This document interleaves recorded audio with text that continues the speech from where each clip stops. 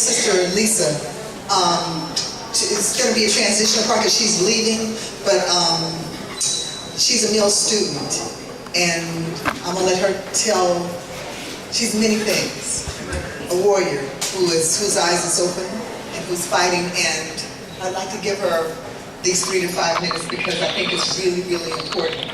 So she has to leave at 3. She's been our child care provider. And to be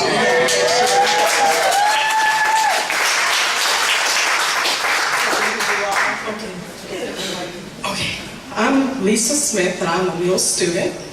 And I actually thought I wasn't going to speak, so I took off my speech acting type of thing, but I'll put it back on for 3 minutes here. So I've been through a lot, as many of you all have. And the way my story started was my husband and I got into an accident. And as a result of the accident, he started having seizures. And as time went on, they said that he had MS. So needless to say, the seizures persisted and he lost his job. So when he lost his job, we couldn't afford our rent. So we had to move in with a church member to take care of her in exchange for rent. So the lady that actually helped her with her finances decided that she wanted to make money off the house because this was during the housing boom. So she told us we need to get out. So we moved to Kansas City, Missouri, to get into a better economical situation. However, while we were there, my husband had a mental breakdown. Now, this is an interesting situation because mental illness is taboo, especially in the African American community. So that's why I'm in school now, so I can get educated, so I can help educate the community, so they can understand that mental illness is not the end of your life, that you can have a life after mental illness. So back to the story, he had a mental breakdown. So I'm a solution-oriented personality, so I said, oh, okay, let me go to the library, let me get books, let me call in help, we'll take care of the situation. But everybody backed up from me, because they wanted nothing to do with mental illness, which shocked me because I was like, well, if we have a problem, what do? We find a solution. But that wasn't what happened around me. So as a result, I was left alone. Not only by family, friends, associates, even my own church. Yes. And I heard somebody up here talk about how the church, they do address certain issues, but certain issues they don't have nothing to do with. And mental illness is one of them. So we have to work together and do something about that. So I was left alone, trying to figure out what to do.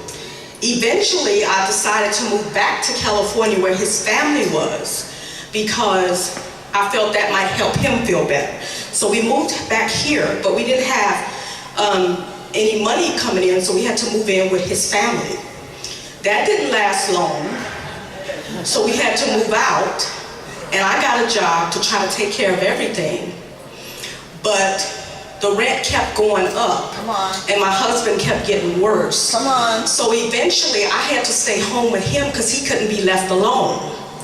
So then we didn't have food. So it just compounded and compounded and compounded. But a lady from the church would come by and bring us food every week. So we was able to eat that way. I didn't have trash pickup, so I had to go out every morning, Tuesday morning when the trash was picked up, and put my trash in other people's trash. But you know, you learn to survive. So I learned to survive in many different ways. We couldn't qualify for food stamps because I was about $5 over the amount that you could be, and it would not help us. So who made them rules? Crazy people, clearly. So just to wrap this all up, I could go on and on. This story could be unpacked in many different ways. But what happened is there was a program that is run by the state. They don't mention anything about it. But I heard it mentioned one time that would help my husband, and I fought until I got it. It took me 2 years. But I did